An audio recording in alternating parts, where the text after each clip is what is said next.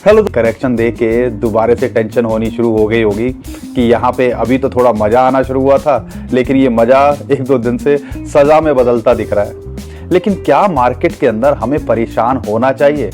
क्या alt season आएगा? क्या हमारे कॉइन्स कुछ अच्छा करेंगे या हमारे उस लेवल पे आ जाएंगे जहाँ से हम एग्जिट कर सकें? ये बहुत सारे सवाल हैं जो अक्सर हम अपने कमेंट में पढ़ते हैं और जो सोशल मीडिया पे आप हमसे पूछते हो। तो इन सब के जवाब मैं देने वाला हूँ। और यहाँ पे मार्केट के अंदर प्रेशर ये क्यों बना हुआ है? बिटकॉइन तो फिर भी 1,02,000 1,03,000 डॉलर के ऊपर टिकने की कोशिश कर रहा है, लेकिन ऑल्ट कॉइन्स के अंदर जो एक रैली देखने को मिली थी, 40-50% कई कॉइन्स बढ़ते दिखे थे, अब उसके अंदर करेक्शन देखने को मिल रही है और कई कॉइन्स 15-20% टूट भी गया या कई कॉइन्स वहीं आ गए हैं जहाँ से चले थे।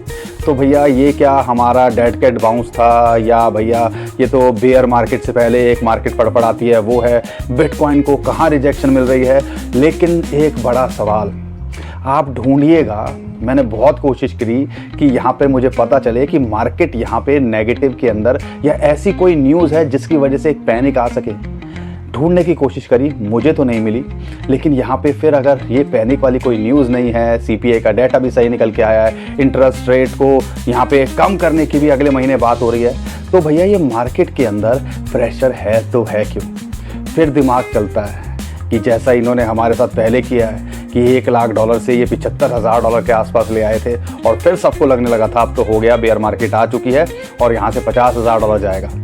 यहाँ पे इस बार बिटकॉइन गिरता नहीं देखने को मिल रहा है, बिटकॉइन ज़्यादा टूटता नहीं देखने को मिल रहा है। ऑल्ट कॉइन्स थोड़े से यहाँ पे नर्वस आए लग रहे हैं, लेकिन ये होता क्यों है? एक सवाल है जो आप अपने आप से पूछिए। कोई न्यूज़ नहीं है मार्केट के अंदर यहाँ पर, फिर भी ये ऑल्ट कॉइन्स इतने प्रेशर के अंदर क्यों देखने को मिल रहे हैं? ये सारी बात बताने वाला हूँ। और कौन से कॉइन्स, 8 से 10 कॉइन मैं यहाँ पे कवर करूँगा, कौन से कॉइन्स हैं जो आपको इस मार्केट डिप के अंदर एक सही मौका दे रहे हैं, एक एंट्री बनाने का मौका दे रहे हैं, तो उसका आपको फ़ायदा यहाँ उठाने की कोशिश करनी चाहिए। तो उसके बारे में भी इस वीडियो के अंदर आपको बताने वाला हूँ। और यहाँ पे बिटकॉइन का शॉर्ट टर्म में क्या लगता है और बड़ी न्यूज़ क्या निकल के आ रही है, और एक और चार्ट मैं आपके साथ शेयर करूँगा। और कहीं ना कहीं इथेरियम और BTC का पेयर यही इंडिकेट करता है कि भैया अब आने वाले टाइम के अंदर एक बड़ा ऑल्ट सीज़न आपको देखने को मिल सकता है। तो उस बारे में बताऊंगा। बहुत कुछ है आज की वीडियो में बताने के लिए, आपको समझाने के लिए। अगर चैनल पे पहली बार आए हो, हमारे चैनल को सब्सक्राइब कीजिए। चैनल पे पहली बार आए हो तो वीडियो को लाइक करिए, हमारे को भी मोटिवेटेड रखिए ताकि 2025 में कम से कम हम आपका साथ बनाए रखें, क्योंकि यहाँ पर बहुत कुछ अभी होना बाकी है जो शायद हमें देखने को या समझने को नहीं मिलता है जब मार्केट थोड़ी सी ऐसी प्रेशर के अंदर होती है। तो यहाँ पे शेयर भी करिएगा, बहुत इंटरेस्टिंग डाटा आज भी मैं आपके लिए लेके आया हूँ। तो दोस्तों सबसे पहले बात करते हैं मार्केट के अंदर ये बिटकॉइन ETF वाले। एक तरफ हमें मार्केट प्रेशर के अंदर देखने को मिल रही है, बिटकॉइन फिर भी नहीं टूटता देखने को मिल रहा है। और बिटकॉइन ने इस हफ्ते के अंदर 1,05,000 डॉलर को छूने की कोशिश करी और 2 हफ्ते पहले ये 75,000 डॉलर के आसपास झूम रहा था। बिटकॉइन ETF वालों ने कल भी बाइंग करी है, कल भी हज़ारों बिटकॉइन खरीदे गए और ब्लैक रॉक फिडेलिटी ने कल भी बिटकॉइन खरीदे।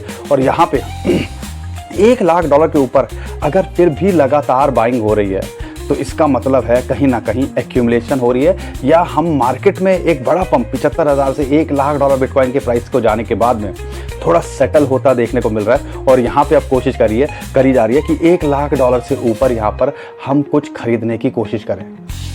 अब ये तो थी कि लगता है कि वेल्स की और मैनिपुलेशन वालों की जो हम बात करते हैं उसके बारे में मैं थोड़ा और आगे बताऊंगा, क्या क्या इंडिकेशन मिल रहे हैं, क्यों मार्केट के अंदर प्रेशर देखने को मिल रहा है। लेकिन एक जो इम्पॉर्टेंट बात है जो आपको यहाँ समझनी चाहिए, 1,00,000 से ज़्यादा बिटकॉइन पिछले 3 हफ्तों के अंदर एक्सचेंजेस से विड्रॉ हो गए। अब वो क्यों हुए होंगे? क्यों इसलिए तो नहीं होंगे कि भैया 1,00,000 डॉलर से फिर हमें 70, 75 या 50,000 डॉलर लाना है। कहीं ना कहीं अगले एक बड़े मूव की तैयारी हो रही है। आप जितना जल्दी समझोगे उतना बेटर है। और यहाँ पे 2025 के अंदर अभी बहुत कुछ होना बाकी है, कम से कम बिटकॉइन को तो लेके, क्योंकि यहाँ पे बिटकॉइन अभी भी एक इम्पॉर्टेंट सपोर्ट है, उस पर टिका हुआ है, जो कि 1,02,000 डॉलर से लेके 1,00,000 डॉलर के आसपास आती है। और इस बारे में मैं थोड़ा टेक्निकली शॉर्ट टर्म में क्या लगता है वो आगे बताऊँगा। लेकिन मार्केट के अंदर ये प्रेशर क्यों है जब कोई न्यूज़ नहीं है? कोई ऐसी न्यूज़ तो है नहीं। तो आपको एक मैक्रो लेवल पे देखता हूँ, बड़े अगर नज़रिए से देखते हैं, मोटा मोटा देखते हैं, गोल्ड भी थोड़ा करेक्ट होता देखने को मिल रहा है। जब ग्लोबल सिचुएशन बेटर होती है, तो गोल्ड यहाँ पे थोड़ा सा गिरता दिख रहा है और उसी को फॉलो करता दिख रहा है बिटकॉइन, और बिटकॉइन भी यहाँ स्टेबल हो रहा है या थोड़ा सा हमें करेक्शन की ओर देखने को मिल रहा है। क्योंकि आपको पता है गोल्ड हो या बिटकॉइन हो, ग्लोबल सिनारियो के अंदर जब टेंशन होती है तब इनके प्राइस बढ़ते हैं। अब यहाँ पे चीज़ें सॉर्ट आउट होते देखने को मिल रही है। डोनाल्ड ट्रंप तो बोल रहे हैं कि वो प्लान कर रहे हैं या जाना चाहते हैं टैरिफ के ऊपर बात करने के लिए चाइना के अंदर, तो इंटरेस्ट दिखा रहे हैं। तो कहीं ना कहीं चीज़ें बेटर हो रही हैं। देर सवेर में ओवरऑल जब ग्लोबल मार्केट अच्छी होगी तो बिटकॉइन और क्रिप्टो करेंसी वैसे तो यूजुअली इसके अपोजिट करना चाहिए जो इसने करने की कोशिश करी, लेकिन फॉलो करते देखने को मिलेगा। इंटरेस्ट रेट जून में पूरे चांसेस हैं कि यहाँ पे कट होते दिखेंगे यूएसए के अंदर, और वो होगा तो स्टॉक मार्केट हो, ग्लोबल मार्केट हो, उसमें भी अच्छा जो है आपको पंप देखने को मिल सकता है और इसको जो है फॉलो करता देखने को मिल सकता है बिटकॉइन और क्रिप्टो करेंसी मार्केट। और ये मत भूलिएगा ये साइकिल का ये चौथा साल है जो हर 4 साल के साइकिल की बात करते हैं, और इसके अंदर अभी एक झलका तो दिखा दिया, ट्रेलर दिखा दिया ना पिछले 2-3 हफ्तों के अंदर।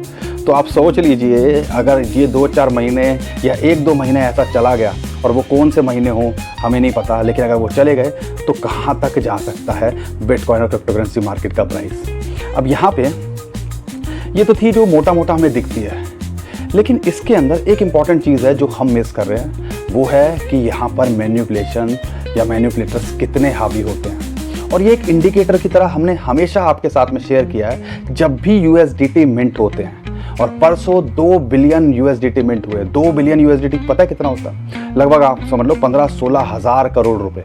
अब वो यूएसडीटी मिंट हुए हैं तो कहीं ना कहीं उससे बिटकॉइन भी खरीदे जाएंगे, मार्केट के अंदर प्रेशर लाने की कोशिश की जाएगी।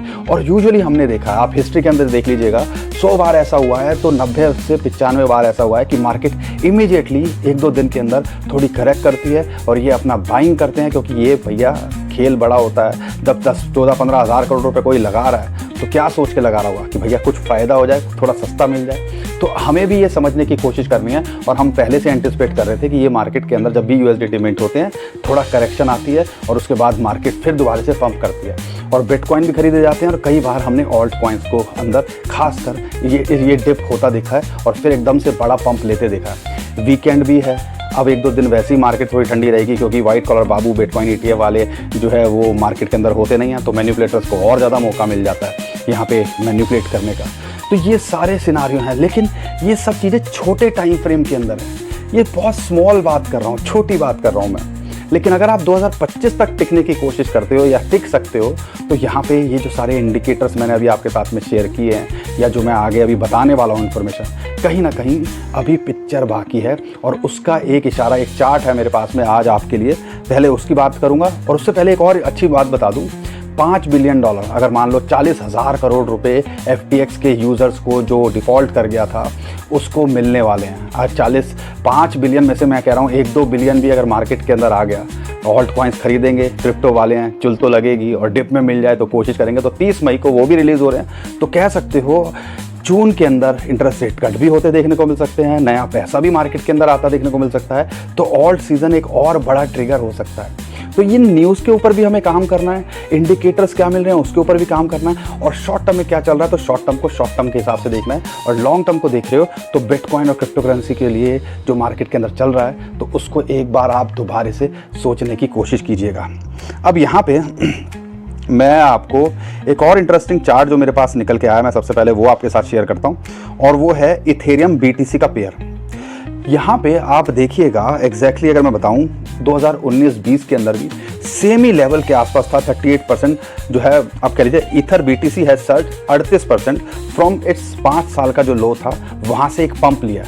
तो जब भी उस लेवल के आसपास आया है तो ये कहीं ना कहीं एक स्ट्रॉन्ग सपोर्ट दिखाता है, और यूजुअली उस पेयर को कहते हैं कि एक बिटकॉइन के अंदर 32 जो है इथेरियम मिलते हैं। तो उस लेवल पे 2 हफ्ते पहले ये आ चुका था, पिछले हफ्ते के आसपास था, और उम्मीद थी तो वैसा ही पंप अभी हमें देखने को मिल रहा है। और यूजुअली जब भी ऐसा होता है, ये क्रिप्टो क्वांट का डाटा निकल के आया है, डिमांड बढ़ रही है, प्रेशर सेलिंग का कम है, क्योंकि आप देखो $17,500, $1,600, $1,700 से अगर $2,700 जा रहा है, इथेरियम के बारे में आगे बात करूंगा, तो यहाँ पे थोड़ा करेक्ट भी तो होगा, तो इसलिए अभी $2,500 के आसपास ही हमें देखने को मिल रहा है। यहाँ पे ETF वाले भी लगातार जो डाटा निकल के आ रहा है इथेरियम खरीद रहे हैं, और इथेरियम का खरीदना समझ लीजिए ये एक आगाज़ होता है कि ऑल्ट कॉइन्स आने वाले टाइम के अंदर एक झलकी मिली थी ना, इथेरियम ने जब $1,600-1800 से सीधा $2,700 लगाया तो ऑल्ट कॉइन्स फटते दिखे थे।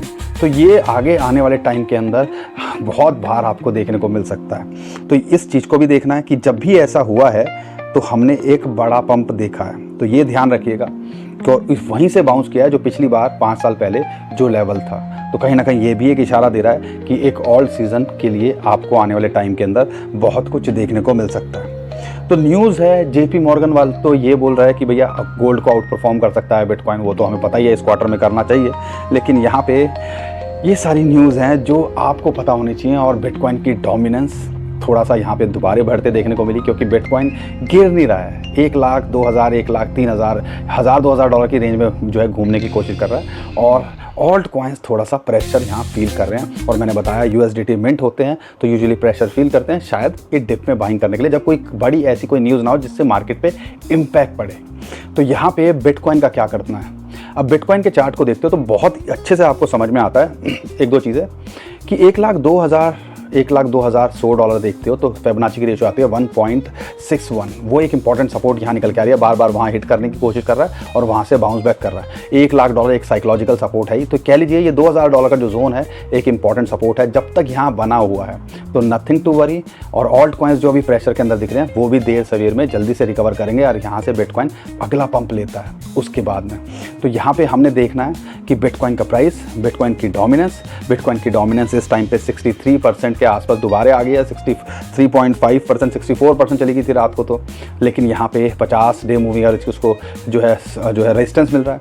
वहाँ से हमें लगता है कि एक करेक्शन आनी चाहिए।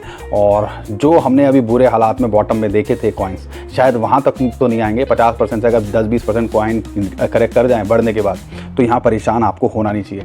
लेकिन अगर बिटकॉइन के प्राइस की बात करता हूँ, यहाँ नहीं टिकता है तो फिर एक इंपॉर्टेंट सपोर्ट 92 से लेके $89,000 इस टाइम पे बनती है, जहाँ पे बहुत सारी 21 डे मूविंग एवरेज की बात करते हैं, 100, 200, 50 डे मूविंग एवरेज, वो सब वहीं आ रही है।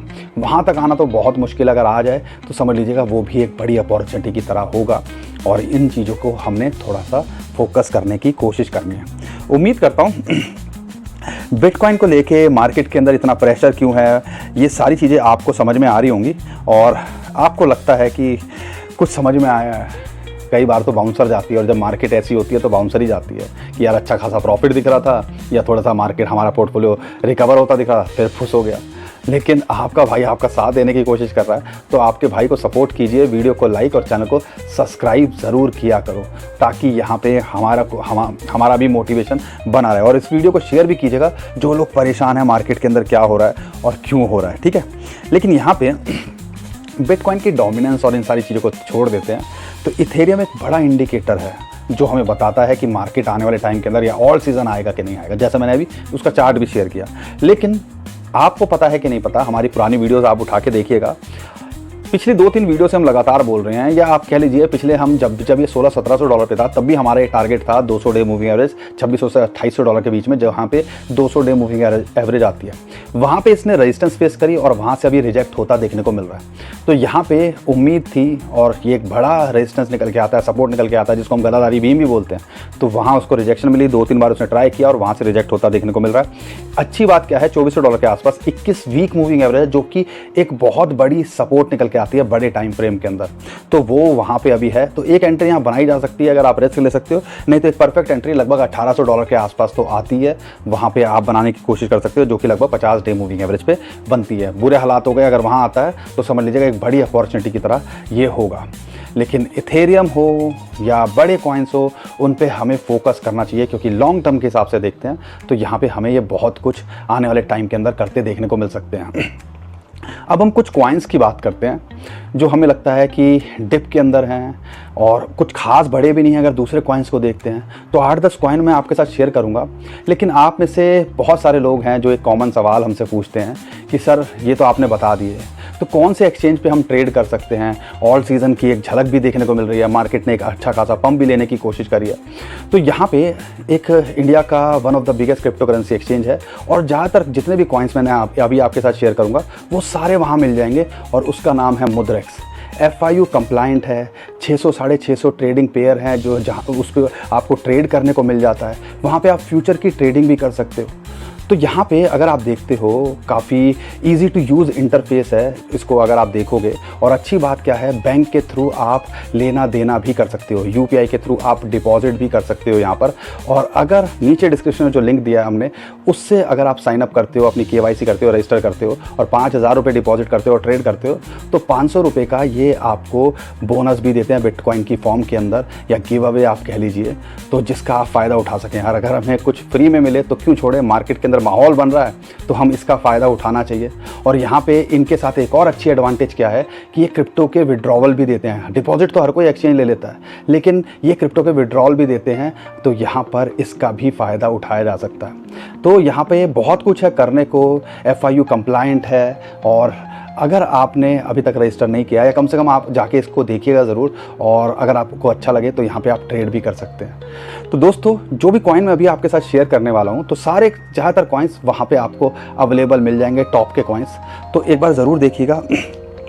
अब हम कुछ कॉइन्स की बात करते हैं। उसमें से पहला कॉइन है सोलाना। सोलाना $100 पे बोला था और $180 पे ये पहुंच गया।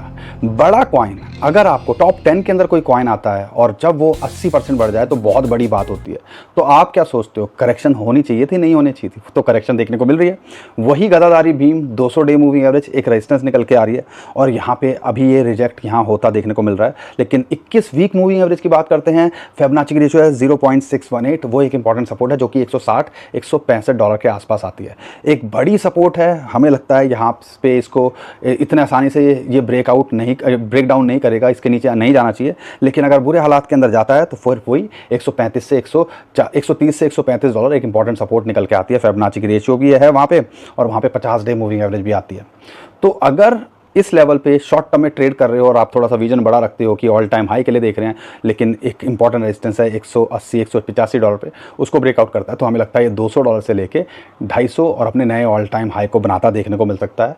पूरे चांसेस हैं, और ये भी पोटेंशियल लगता है $400 से $500 इस बुल मार्केट के अंदर देके जाने का, अगर बिटकॉइन यहाँ अच्छा करेगा। तो दूसरे कॉइन की बात करते हैं, वो निकल के आता है आपका ओंडो।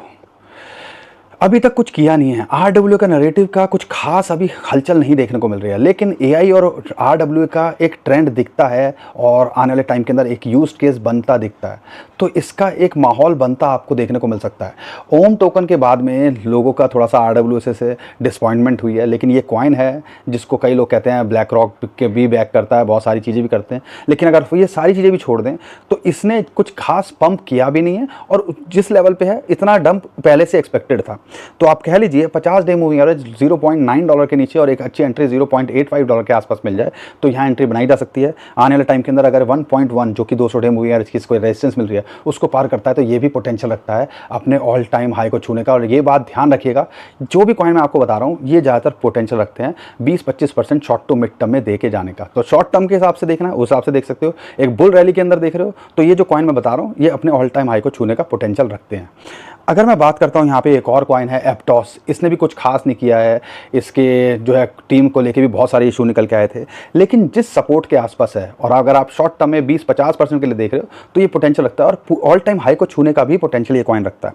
50 डे मूविंग एवरेज को सपोर्ट मिल रही है लगभग $5 के आसपास, अगर ये मिल रहा है तो अभी भी मौका है, यहाँ एंट्री बनाई जा सकती है। ये भी लगता है कि $6-6.5 शॉर्ट टू मिड टर्म में, लेकिन लॉन्ग टर्म में ये भी पूरा पोटेंशियल रखता है आने वाले टाइम के अंदर एक बड़ा पंप लेने का।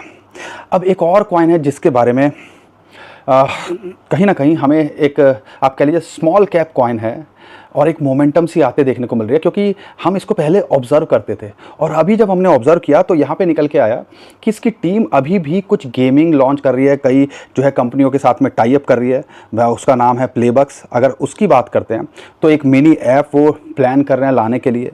तो यहाँ पे इसके प्राइस में भी थोड़ा सा हमें फ्लक्चुएशन देखने को मिल रही है और एक इमीडिएट कुछ वॉल्यूम सर्ज होता देखने को मिल रहा है। लो टू मिड कैप कॉइन है, बड़े बड़े जितने भी एक्सचेंजेस हैं, बाइनेंस को छोड़ के आपका जो है बायबिट हो गया, इन सब पे मैक्सी हो गया, इन सब पे ये अवेलेबल है।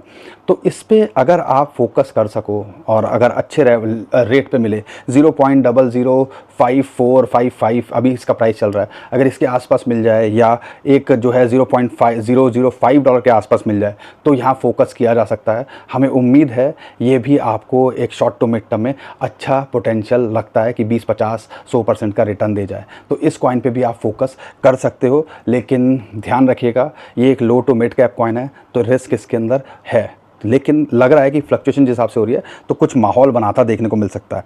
एक और कॉइन की बात मैं करता हूँ, वो है नियर प्रोटोकॉल। $2.5 पे जब भी ये आए तो हम उम्मीद करते हैं कि यहाँ इसमें एक्यूमुलेशन बनाई जा सकती है। एआई के बड़े कॉइन्स में से ये निकल के आता है और हमें लगता है इसके अंदर अभी पोटेंशियल बाकी है। बहुत कुछ ये आने वाले टाइम के अंदर आपको होता देखने को मिल सकता है। इस कॉइन के अंदर ऑल टाइम हाई को छूने का पोटेंशियल रखता ही है, लेकिन अभी भी देखते हो तो ये $3.5 के आसपास पहुँच गया था $1.5 से, लेकिन अभी जो है 100 डे मूविंग एवरेज की सपोर्ट इसको मिल रही है जो कि $2.7 के आसपास आता है। $2.5 के आसपास आ जाए तो एक बहुत बड़ी अपॉर्चुनिटी ये हो सकती है। इस पर आप फोकस कर सकते हो। शॉर्ट टू मिड टर्म में $3.5 से $4 का ये पोटेंशियल रखता ही है। अगर मैं बात करता हूँ यहाँ पर INJ की, इंजेक्टिव्स की, बहुत सारे लोगों की क्वेरी थी तो आपको बता दूं एक पोटेंशियल रखता है AI बिग डाटा को लेके, RW को लेके, लेकिन अगर ये यहाँ पे $9 के आसपास मिले तो हम इसके अंदर एंट्री के लिए देखेंगे। अभी हम इसके अंदर वेट करेंगे, लेकिन इसके अंदर भी पोटेंशियल रखता है। अगर आप होल्ड करके रखे हुए हैं तो लॉन्ग टर्म के लिए आप इस पर फोकस कर सकते हो। कुछ मीम कॉइन्स की भी बात करते हैं, और अच्छी बात क्या है, अभी पिछले 2-3 दिनों के अंदर मीम कॉइन की भी रैली देखने को मिली। सब कॉइन भागते देखने को मिल रहे थे, लेकिन अभी दोबारा करेक्ट होते देखने को मिल रहे हैं। शिबा इनू उसमें से है, तो शिबा इनू अगर 0.0000 1400 ऐसे बोलूँ तो समझ लीजिएगा 1400 बोल रहा हूँ, 800 बोल रहा हूँ, तो किस हिसाब से बोल रहा हूँ। तो यहाँ पे अगर ये 1250-1300 पे मिल जाए, यहाँ पे 50 और 100 डे मूविंग एवरेज की जो है इसको सपोर्ट है, तो यहाँ पे इसके अंदर एंट्री बनाई जा सकती है। लेकिन हमें लगता है कि ये जो है दिसंबर के हाई को छूने का पोटेंशियल रखता है और इमीडिएट टारगेट इसका 1700 से 1800 होना चाहिए। पेपी ज़्यादा खास नहीं टूटा है, और जब हमने बताया था 7,500-8 हज़ार से, वहाँ से ऑलरेडी 100% से ज़्यादा का रिटर्न देके गया। लेकिन अभी जो है 200 डे मूविंग एवरेज की इसको यहाँ पे सपोर्ट मिल रही है। अगर यहाँ ये मेंटेन करता है तो लगता है कि आने वाले टाइम के अंदर एक और पुश मिल सकता है मीम कॉइन के अंदर, अगर माहौल बनेगा। लेकिन अगर आप एंट्री के लिए देख रहे हो तो वही 10,000 के आसपास मिल जाए और 8.5 पे मिले तो यहाँ पर एंट्री बनाने की कोशिश कीजिएगा। सेम ही चीज़ फ्लॉकी के साथ में है। 21 वीक मूविंग एवरेज की ये जो है सपोर्ट मिल रही है, अब यहाँ ब्रेकडाउन करता देखने को मिल रहा है। 7,500 से 8,000 के आसपास आए तो एंट्री बनाई जा सकती है।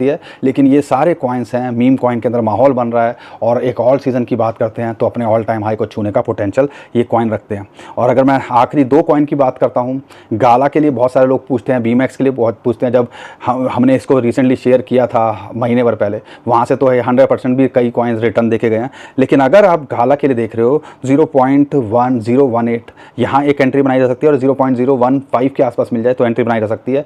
हमें पता है कि जब माहौल बनेगा तो ये भी मल्टीपल टाइम रिटर्न देने का पोटेंशियल रखता है, लेकिन शॉर्ट टर्म में इसका टारगेट आप लेके चल सकते हो 0.023 और 0.027। आर्बिट्रम, इथेरियम भागा, लेयर 2 के सारे कॉइन्स भागते दिखे, आर्बिट्रम उसमें सबसे आगे था, $0.3 से $0.5 पे पहुंच गया था और अभी करेक्ट होता देखने को मिल रहा है। और इस टाइम पे $0.35 के आसपास ये आने की कोशिश कर रहा है। 100 डे मूविंग एवरेज की यहाँ सपोर्ट है, अगर यहाँ मिले और $0.3 पे वापस आ जाए तो इसके अंदर अगर शॉर्ट टू मिड टर्म में 20-50% के लिए देख रहे हो तो पूरा पोटेंशियल रखता है, और लॉन्ग टर्म में भी ऐसा लगता है ये $1-1.5-2 का पोटेंशियल रखता है। और इथेरियम भागेगा तो आप फिर से इस कॉइन को ज़रूर भागते देखोगे। बाकी दोस्तों, आप हमसे कॉइन्स पूछते रहिए कमेंट में, और हम कोशिश करेंगे आने वाले टाइम के अंदर, जैसे इंजेक्टिव आपने पूछा, प्लेबक्स के लिए भी कई लोग पूछ रहे थे, तो हमने कवर करने की कोशिश करी। तो यहाँ पे कमेंट करते रहिए, और उम्मीद करता हूँ हर बार की तरह आपको हमारा